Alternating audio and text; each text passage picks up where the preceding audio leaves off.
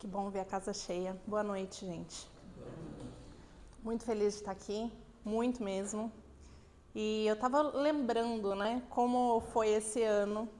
Para mim, eu abri os estudos da casa esse ano, falando dos 3 reis magos, do simbolismo dos 3 reis magos. E comentei com algumas pessoas que vieram, né, na palestra seguinte, de como a espiritualidade propôs uma temática para ser trabalhada. E, dado esse roteiro que eles me propuseram, já vou comentar aqui com vocês, uma das coisas me chamou muito a atenção essa semana em específico, que eles dão uma puxadinha de orelha daquelas, assim, sabe?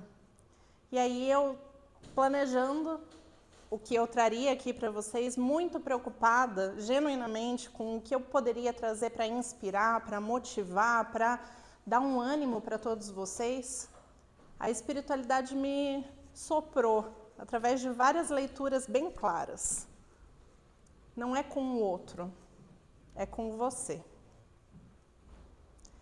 E aí eu fiquei percebendo o quão sedutor é esse lugar de estar aqui falando para vocês, né? Que às vezes parece que a gente sabe, quer compartilhar, quer trazer uma instrução, uma coisa diferente, mas que na verdade não é para isso que a gente responde, é pelos nossos próprios processos. E não adianta nada eu vir aqui falar bonito se eu não praticar o que eu trago. E essa parte é difícil. A prática para todos nós é uma coisa desafiadora. Porque ela não é absurdamente difícil de ser realizada, ela é simples, mas é uma simplicidade que muitas vezes a gente não quer seguir, porque ela não é confortável. Bom, dado esse recado, o que eles me propuseram para falar ao longo do ano com vocês foram dos discípulos de Jesus. Então, a gente já falou de Pedro e de Tomé. Para quem não lembrar ou quiser ver a palestra, caso vocês não tenham visto, está no YouTube do Centro, está no Instagram do Centro, então até recomendo que vocês entrem e busquem por lá, às vezes não dá para vir presencialmente, é um canal legal para vocês também se inteirarem dos conteúdos que estão aqui, tá? Todos os estudos de segunda, eles são compartilhados lá. E aí eu fiquei pensando, e agora, quem vem? Já foi Pedro, já foi Tomé, qual é o próximo? E aí eu estava num retiro de saúde, e aí me veio o nome na cabeça do discípulo. Eu falei, legal, gosto desse nome. É o nome de um dos meus filhos. Falei, maneiro, vou adorar falar dessa pessoa. E no que eu fui estudar, eu descobri que esse discípulo de Jesus não conheceu Jesus. E daí eu fiquei, não é possível. Eu não vou falar dele, eu acho que era para eu falar um dos 12 discípulos, não é para eu ficar falando de outros discípulos que não são os 12. E aí fiquei cozinhando aquele tema e de novo, o mesmo nome, o mesmo nome, o mesmo nome. Bom, para quem é mais estudado que eu, talvez já saiba de quem eu estou falando. Vou falar hoje de Lucas. Lucas é um dos 4 evangelistas que fazem parte dos 4 evangelhos canônicos. O que são os evangelhos canônicos? São os evangelhos oficiais, aprovados pela igreja ao longo dos anos.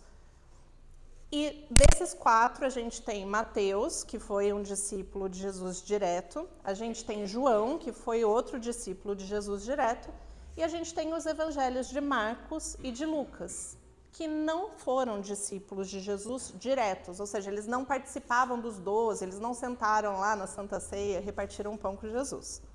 O que não quer dizer que eles não fizeram um trabalho igualmente importante. E Lucas foi um deles. E Lucas, quando eu comecei a estudar, eu vi que ele era médico e ele não era judeu. Então, diferente dos outros 3, ele não tinha a bagagem religiosa, vamos colocar assim, que o judaísmo tinha e que era inerente para aquelas pessoas que já esperavam o Messias, o predestinado, aquele que, né, traria salvação para os povos. Então, Lucas não acreditava nisso, ele não era judeu, então ele não tinha essa bagagem. Mas ele era um médico grego muito letrado, muito inteligente, muito culto e investigativo. e ele era médico de Paulo. E aí ele conheceu Jesus e as histórias de Jesus através de Paulo. E ajudou a que essas histórias fossem descritas, trazidas para outras pessoas e levadas adiante. Então, muito do que a gente conhece hoje de Jesus foi graças a Lucas, que não o conheceu, mas que retratou ele tão bem para a gente. Se a gente pega o Evangelho segundo o Espiritismo, tem muitas passagens de Lucas, como todas as linhas religiosas cristãs. Todos eles vão mencionar os Evangelhos de Lucas.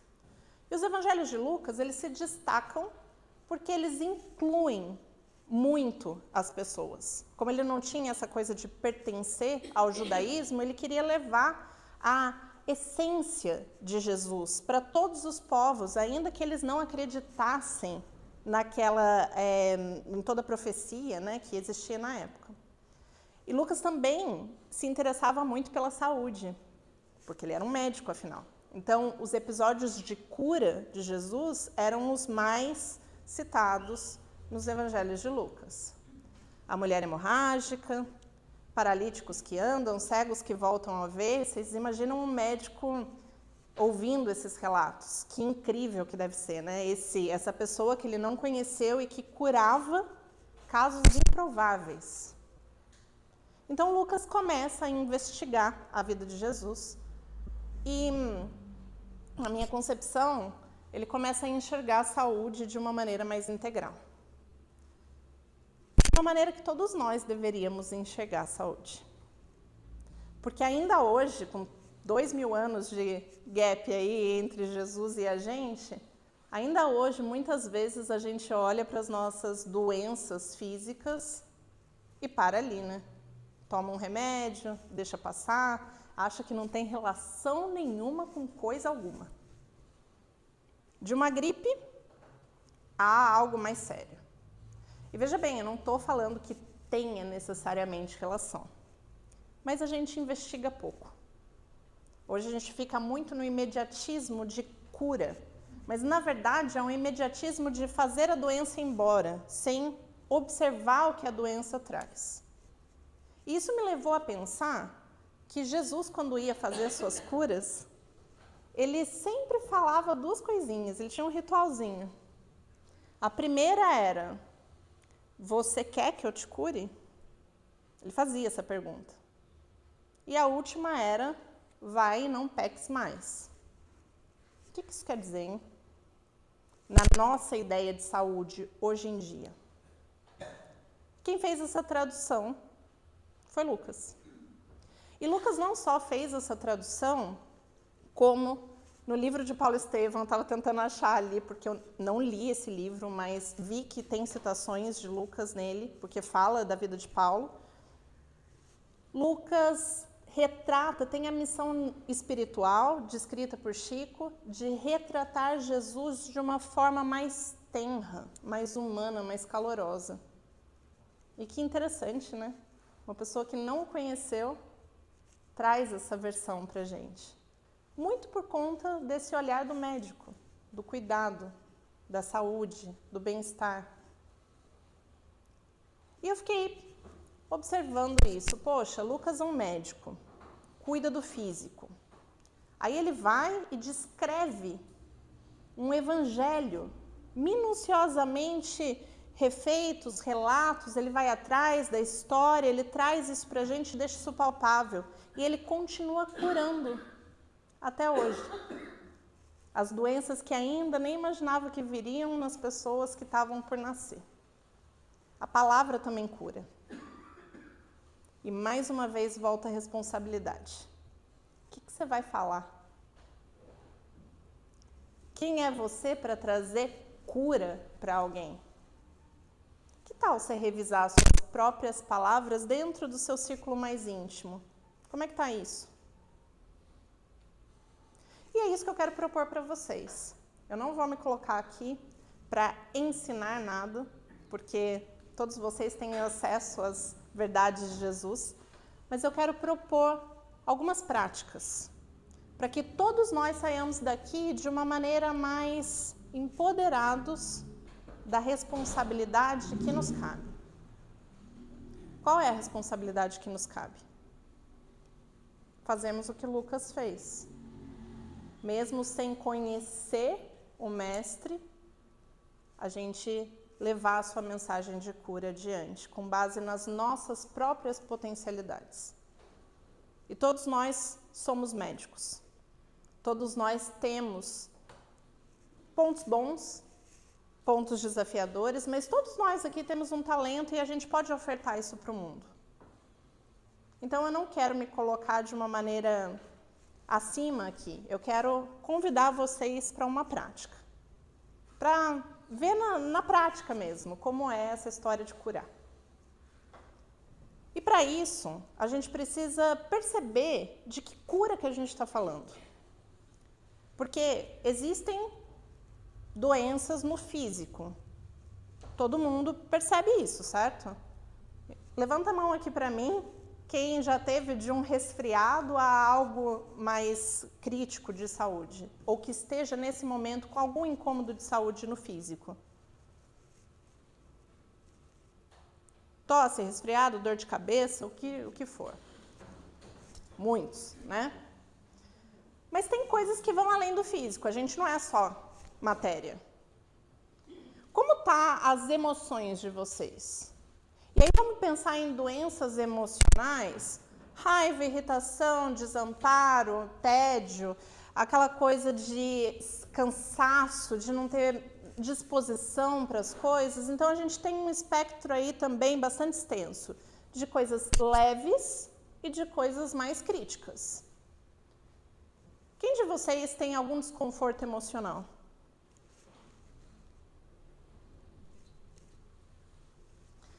Bom, então não vamos falar de doença física nem emocional, vamos falar de doença mental.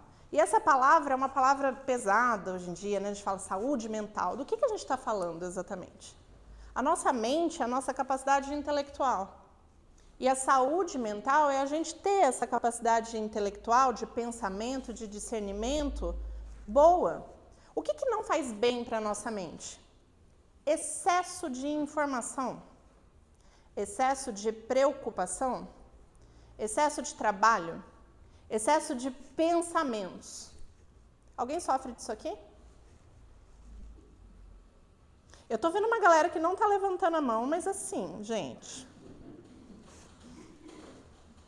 E por fim, a gente tem a nossa parte espiritual. O que é a nossa parte espiritual? Nosso propósito de viver, nossa conexão com Deus. Aquelas sensações que a gente tem, às vezes, que a gente não entende direito Deus e, às vezes, reclama das coisas mesmo, não entende, tem aquela sensação de, putz, qual é o sentido disso tudo? Eventualmente, a gente passa por isso. Como anda a nossa saúde espiritual? A gente reza todos os dias e vive em plenitude da hora que acorda, da hora que vai dormir?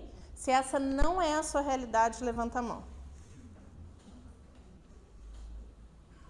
Vejam bem, a gente está falando de saúde e a gente passou por 4 camadas. E muitas vezes, quando a gente fala de saúde, a gente para no físico. Como está a sua saúde? Ah, não tenho diabetes, não tenho pressão alta, está tudo certo. Só que o físico é a última camada, é a mais densa. É a que mais demora para trazer sintomas.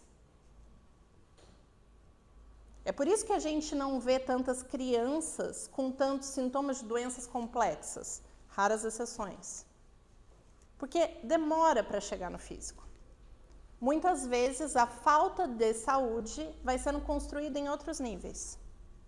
E a gente não tem a mesma disciplina ou a mesma higiene. A gente vai ao banheiro e lava as mãos, né?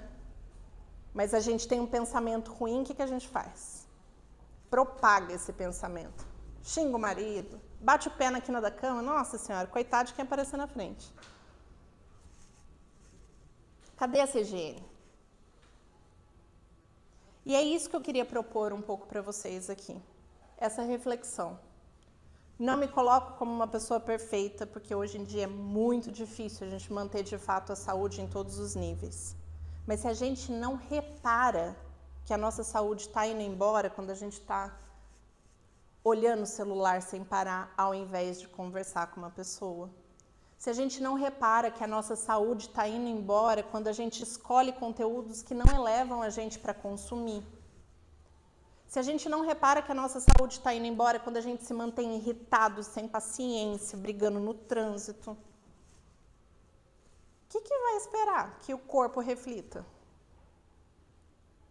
Não adianta ir na academia, fazer dieta, se todo o resto está errado, está desalinhado.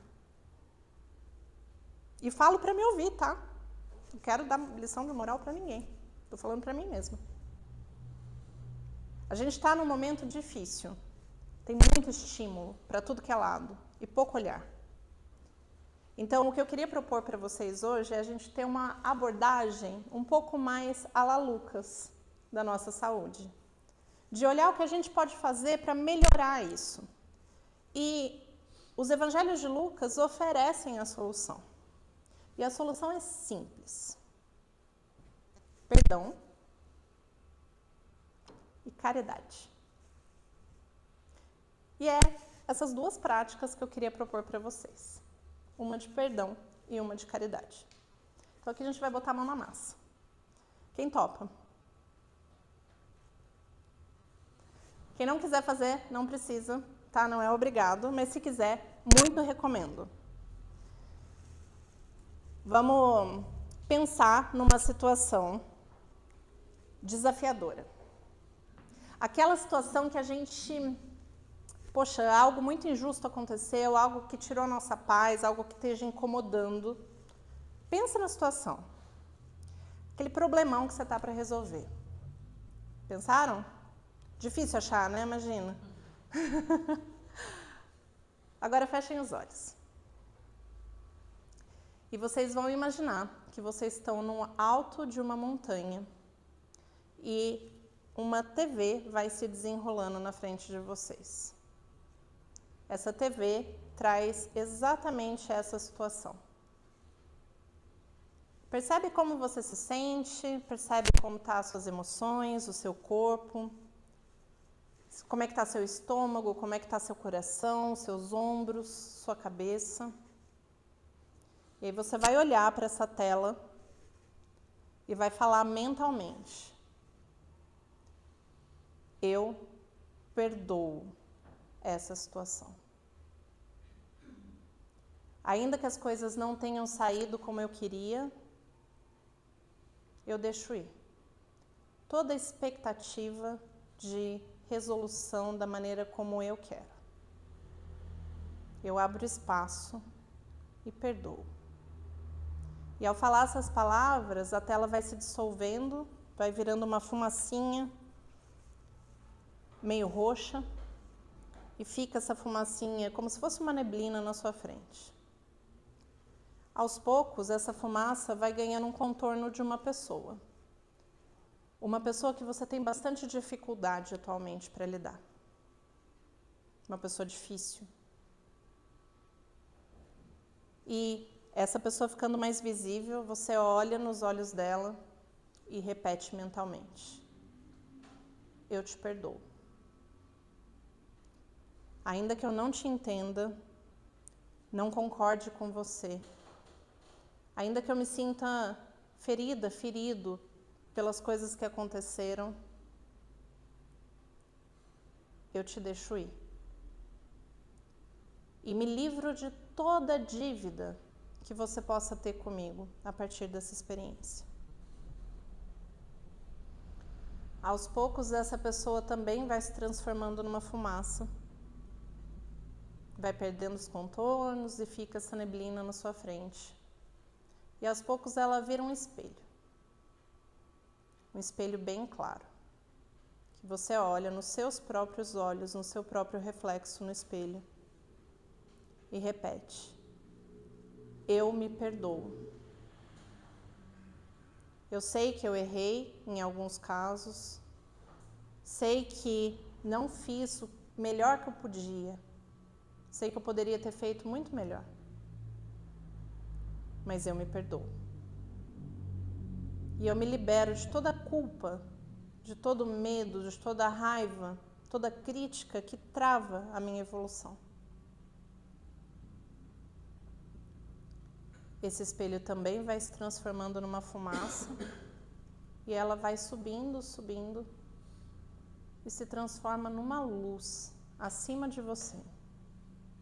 E então, você olha para essa luz e fala: Deus, eu te perdoo por todas as coisas que eu não entendo, por todas as situações que você trouxe para a minha vida que eu não tenho compreensão. Eu te perdoo. Eu libero espaço para confiar que o teu caminho é o melhor, ainda que eu não entenda. E essa luz vai te envolvendo. E você sente ela de cima e embaixo. E quando vocês estiverem prontos, mexam os pés, mexam as mãos e abram os olhos no momento que vocês estiverem ok para isso.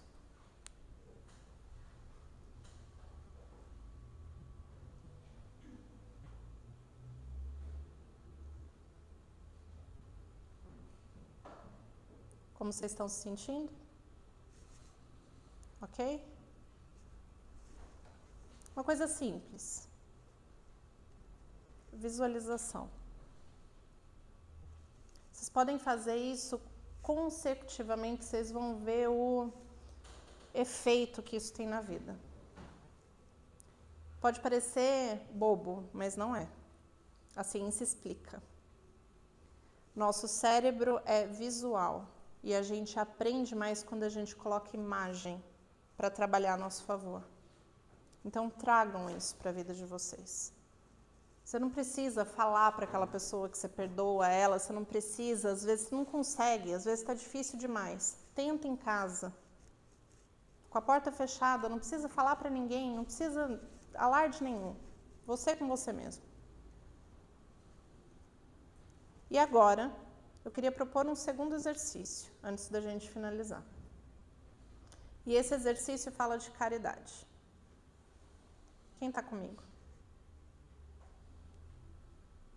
Bom, quem quiser, vai fazer par. E quem sobrar, eu estou aqui, disponível. Mas antes de fazerem os pares, vou explicar o que a gente vai fazer. A gente vai sentir a nossa própria energia. E não só a nossa própria energia, mas a energia dos guias e dos espíritos que estão já nessa casa, preparando todo o ambiente. Vocês vão sentir isso. E depois vocês vão olhar para o par de vocês e emanar para essa pessoa, olho no olho, porque a gente está aqui num ambiente coletivo, isso tem força, isso tem poder. Não vamos desperdiçar essa oportunidade. A gente vai olhar para a pessoa que está do nosso lado e a gente vai desejar para ela, com olho no olho, tudo que a gente gostaria que acontecesse para a gente. Toda a saúde que a gente gostaria de ter.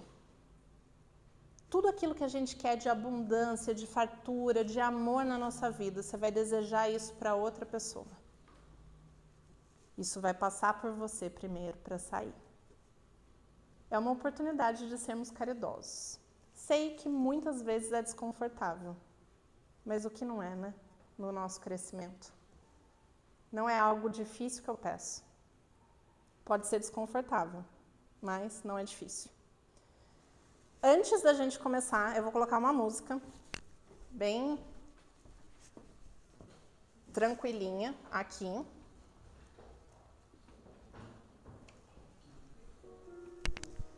E eu vou pedir para vocês pegarem as mãos e esfregar bem rapidinho assim, ó.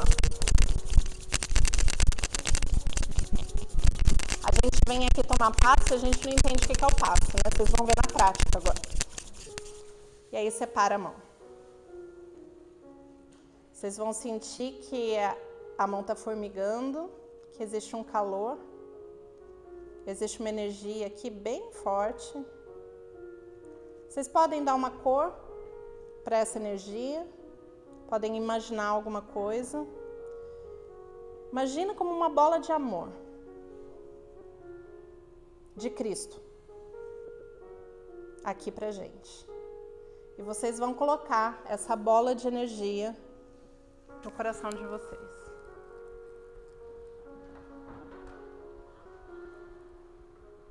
Sintam essa energia percorrendo o corpo de vocês. Não precisa ter vergonha, a gente está num ambiente seguro, está todo mundo fazendo a mesma coisa.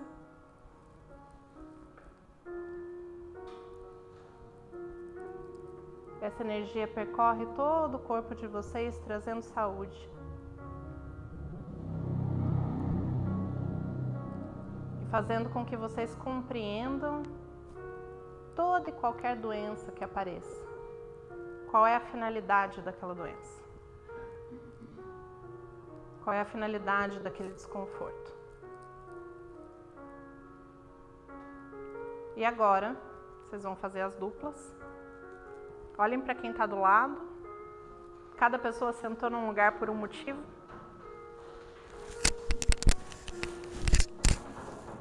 Eu vou dar um tempinho para vocês juntarem.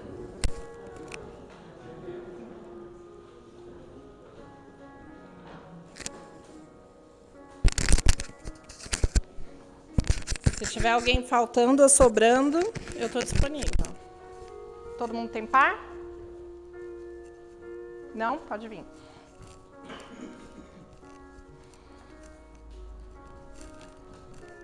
Qual que é teu nome? Christian, prazer, Michele. Vocês vão fazer o seguinte, mão direita. Dá uma esquentadinha na mão antes de vocês sentirem energia de novo. Então, mão direita. Vocês vão colocar a mão direita no ombro esquerdo da pessoa. Então, licença, Christian. Não pode colocar.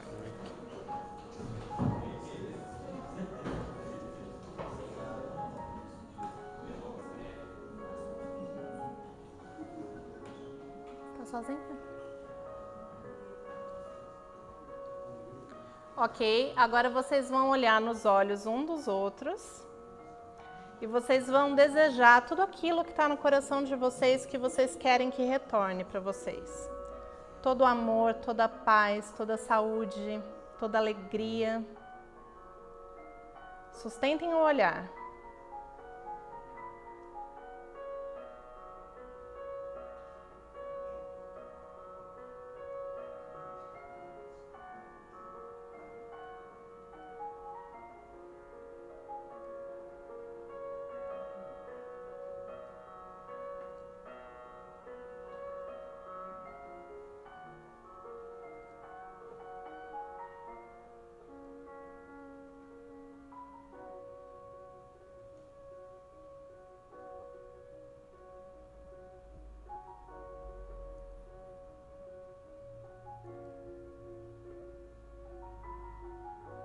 Sustentem o olhar.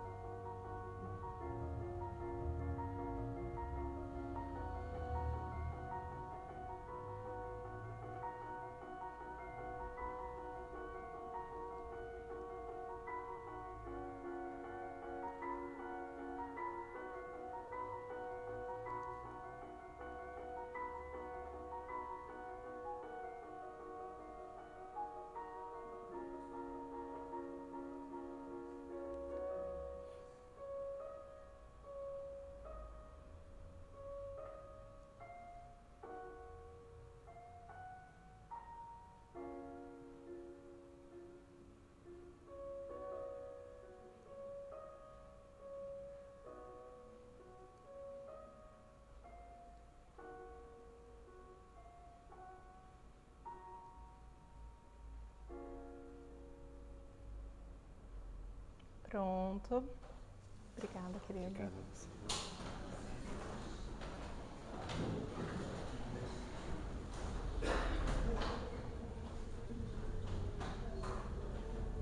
Difícil?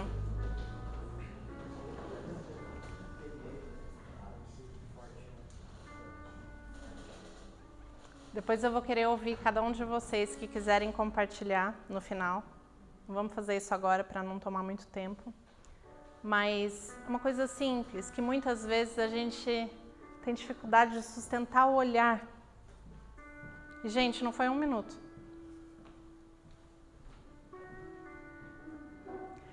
E gostei de uma reação que eu vi aqui, que é o sorriso, é o humor.